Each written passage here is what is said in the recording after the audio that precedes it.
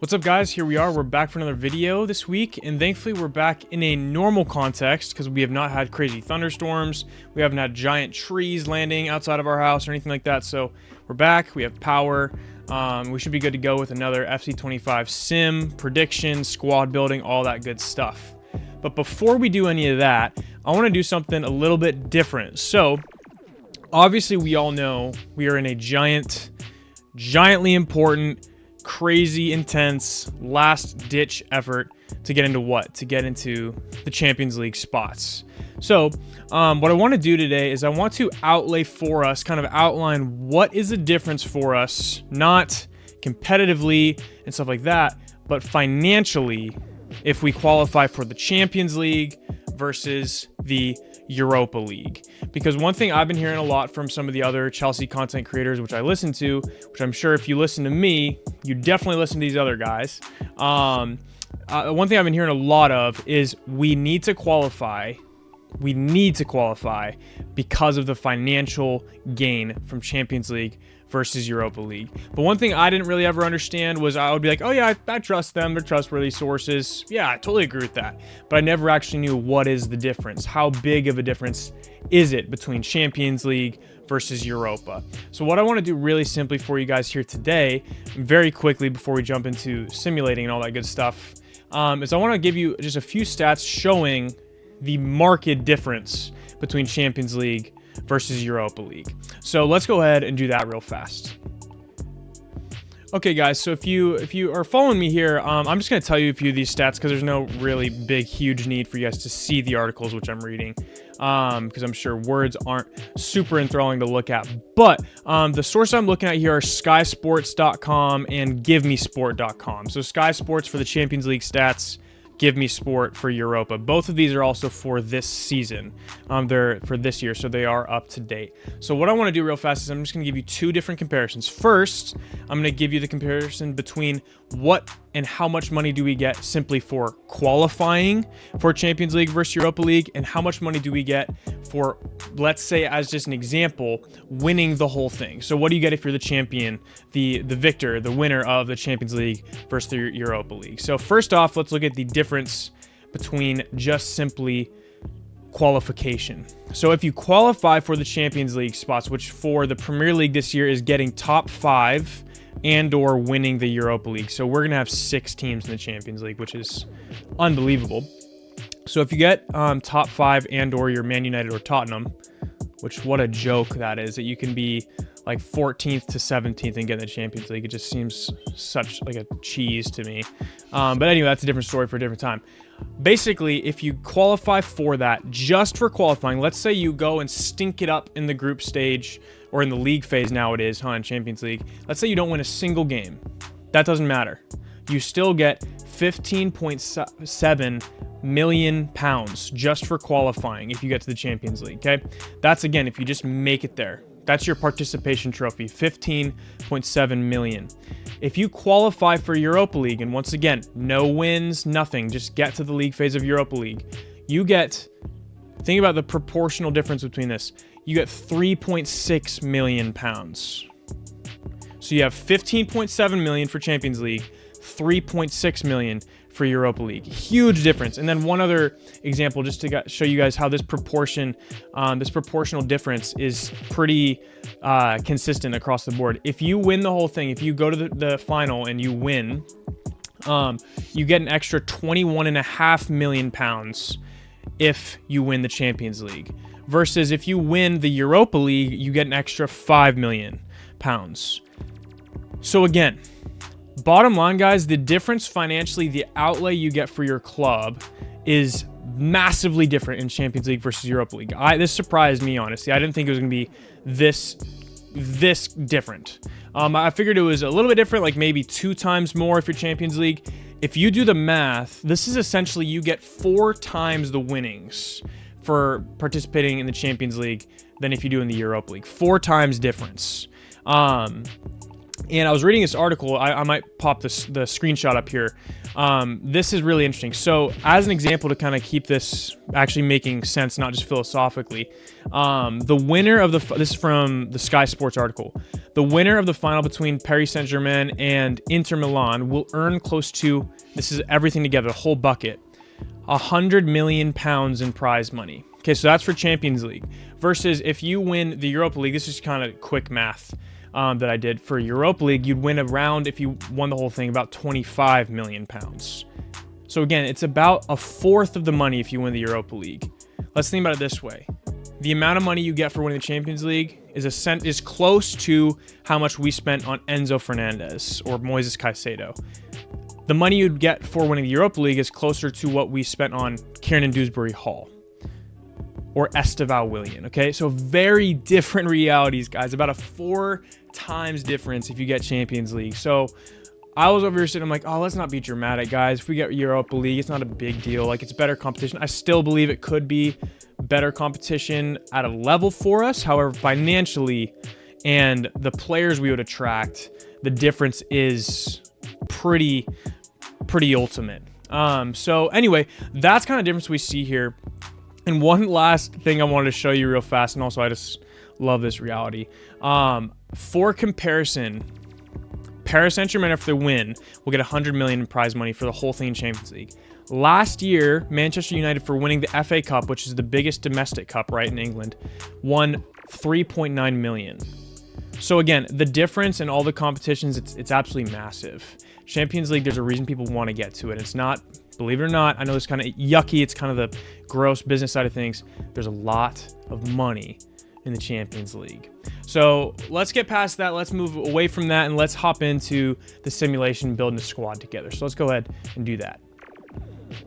All right, guys, so here we are. We're back in FC 25, and really quick, a moment of silence for last week where we did not get to show you the simulation of the game between our Chelsea and those nasty Liverpool Scousers. Anyway, we didn't get to show you that, and if you've been following this channel, you've been following the last couple of months of sims, you've seen we've been simming terrible, and you can see it right here on the screen. We are 8th in the table, which is, compared to our 5th, pretty terrible. Compared to our hope for Champions League in this virtual world, looking grim. Was not expecting anything from our sim against Liverpool, and we ended up not only not losing, we didn't even draw, but we won. And we didn't win by 1 goal. We didn't win by 2 goals, but we won somehow 3-0. So absolutely wild. That sim was great. We needed that win to stay even close to in the race. In the table here on FC 25, if we win this match against Newcastle, which we're going to build a squad together in Sim 4, I think we'll hop back into 5th or 6th, depending on results. So we'll still be barely alive. But in order to do that, guys, most important thing we need to do is we need to win this game against Newcastle. Before we build a squad, in real life, I just want to say this match against Newcastle is probably going to actually be harder than our match against Liverpool. Even though, of course, Newcastle has some inconsistencies similar to us, and they're not as good of a team as Liverpool, circumstantially, they're in a place where they need to play a lot harder than Liverpool they needed to on Sunday. So this is a huge match. And I will say we have a couple really interesting decisions to make as we build this starting 11. What I want to say is, again, I'm building a preferred lineup that I still think is possible. And what I mean by that is I'm not going to play injured players. I'm not going to play players that haven't gotten any minutes lately, but I am going to possibly do little tweaks that I think might potentially happen. And the last caveat is that I am going to play the players that are simming better. Because while I think certain players are playing better in real life, they're not simming very well. For example, Pedro Neto has not played very well for us in FIFA 25. Sancho's been simming much better.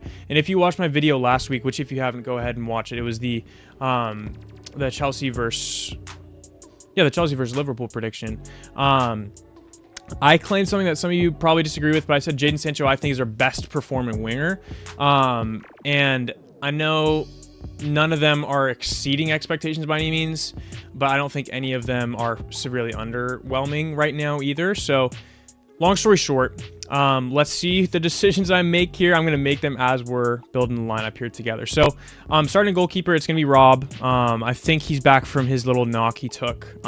So he should be good to go. In the center back pairing, I am going to keep Levi and Trev. I think they've been really solid the last couple of weeks, which is huge. Defensively, we've just been a completely different team, which is super encouraging. The one bummer too, I don't know if you guys play FC 25 at all, but it's so hard to keep players fit in this game. Stamina is so hard to keep in front of, so you kind of just got to bite the bullet at the end of the season. I'm going to play Trev for the vibes. Love the guy. Mark, he plays every game. Even like the UECL games he plays. So we're going to play him on the left still. Then the right back, this is where it starts to get interesting, guys. If you've been following Chelsea recently, this is where a lot of changes have been happening.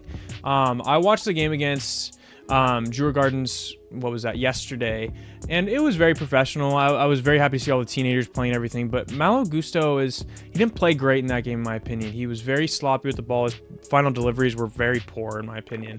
And even if they weren't, even if he was on it yesterday, I don't think he'd be starting this game. And the reason I say that is not because I think Reese will be playing, but it's because we're going to continue this trend we see of, I think, Moises Caicedo at that right back position, because I think what we love to see there is that this is essentially freeing up the opportunity to do what? It's freeing up the opportunity to play both Moises, Enzo, and Lavia. And I think that's something that we're going to keep seeing until it doesn't work, because guys, if something isn't broken, we don't need to fix it. And currently, I think Lavia allows for so much more freedom for Enzo to play because of his athleticism. And also, one thing you need to understand is Moises isn't really playing as a right back. He is now taking that inverting position. So whenever we have the ball, he's essentially slotting into the midfield. Enzo's pushing up, and then it's a Lavia Moises basically pivot in the midfield, which is an insanely athletic midfield that's going to win so many of your 50-50 balls. So that's why I think we're seeing that. And that also allows Mark Cucurella to kind of stay slotted back in his left back position and just completely lock down whatever right winger is there. Like last week, we saw him really clamp down Mo Salah in a way that Mo Salah is not normally clamped down. So that's what we're going to see, I think. I think we're going to continue to see Moises on the right and then Enzo and Lavia in the middle. Cole seems to be getting back to his normal self. I don't know if you watched the little post-game press conference with him and the reporter, and it was him and Moises. One, it was awesome. It's just so fun to watch the way all these kids interact. But also, you could see he let some steam off. He kind of seemed to be thinking, I've felt fine, but of course I've been missing the goals, and I feel like I've been letting down the team. A weight was off his shoulders with that penalty kick, and he should have had another goal with that amazing little dummy kind of no-look shot he had against Allison. So we're going to keep Cole Palmer there, of course. I mean, who wouldn't? And this is where it's going to be probably different from what it is in real life. In real life, we've been seeing Nani on the left the last couple of games, and then Pedro Neto on the right, and that's been working great. And that's probably what I would predict for real life, because while I really like Jadon Sancho, and in my opinion still stands, I think he's been performing the most consistently lately, goal contribution wise. I think that the opportunity with Nani on the left, how direct he is, has been working. So I think that's what we'll do in real life. But in the game, again, like I said, Sancho's been performing the best of any of the wingers. So I'm going to keep him in because we frankly need the win simulation. So we need that win. Nico's got to be up top. Behind him, we have Nkunku, who one is dropping rapidly in rating even in the game because EA has that down for sure. Behind him, I mean, we have Mark Gu, who I'm a fan of, but he's not going to produce at a rapid rate at this point yet. So last thing we're going to change, we're going to take out any injured players from the bench here. We already have one center back, so let's bring in Tyreek as a potential guy to come off the bench. Now let's look through the starting 11, guys. So we have Rob in between the posts, and then starting on the right, Moises Caicedo in that inverting right back position, and then Trev Chalobah and Levi Colwill holding down the fort. They're kind of that blockade for us. Been doing really well, I think, picking up from each other's mistakes, which is huge. Seeing a good relationship building there. Although Trev's probably going to still be sold this summer, which is heartbreaking. Mark Cucurella on the left, and then the midfield, we got Romeo Lavia, Enzo Fernandez. Enzo is in such good form right now. Hopefully that continues. Cole Palmer in that 10. Hopefully he'll get back on the score sheet from open play against Newcastle. That would be huge. And then on the right, we got Nani. On the left, we have Jadon Sancho. And in the middle, we have Nico. So we need Nico and Cole to kind of get back their mojo between each other the way they connect. So that's who we have. All right, guys, so let's go ahead and see how this sim goes. Hopefully it goes okay, because you know, if you've been watching recently, they have not been going well. So, okay, let's go ahead and let's hop in the sim.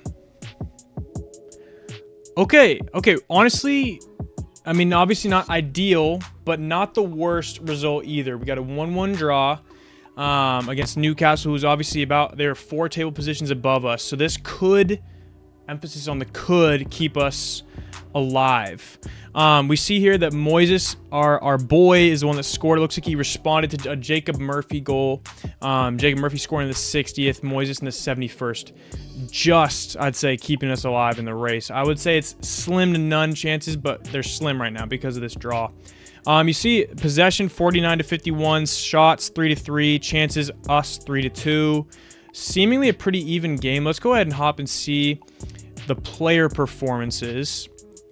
Okay, so it seems like basically nobody stuck out except the goal scorers. It looks like Jacob Murphy had a 7.8, Moises had a 7.7. So pretty similar there. Kind of nobody showing up to the game except those 2 goal scorers. So honestly, pretty even matchup, and that maybe just keeps us alive.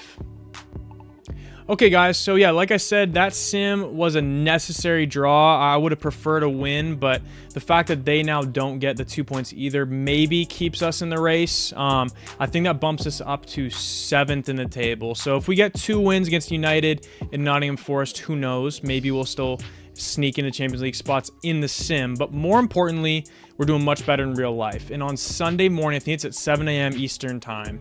I believe it's at noon in London. Or might be in Newcastle. You guys have to remind me in the comments. I don't remember where it's at. Huge games. Again, a 6-point swing game. We have to win it, in my opinion. If we win United and Forest, I still think we'll qualify. But what do you think is going to happen? My prediction is I think that it's going to end a draw. I could see it being like a 2-2 draw. And honestly, I'd be completely happy with that result. I would, of course, prefer a win as we always would. But realistically, I could see it being a little bit of a shootout. What do you guys think? What's your prediction? Go ahead and drop that below if you want to. And also, subscribe to the channel if you want to be a part of this. We do these simulations every week. And also this summer, we'll still be doing weekly videos, and we'll be doing something a little bit different. So I'm cooking something up because obviously we will not have simulations the whole summer. So yeah, looking forward to it, guys. And hopefully we get a win this Sunday, and we'll see you next week.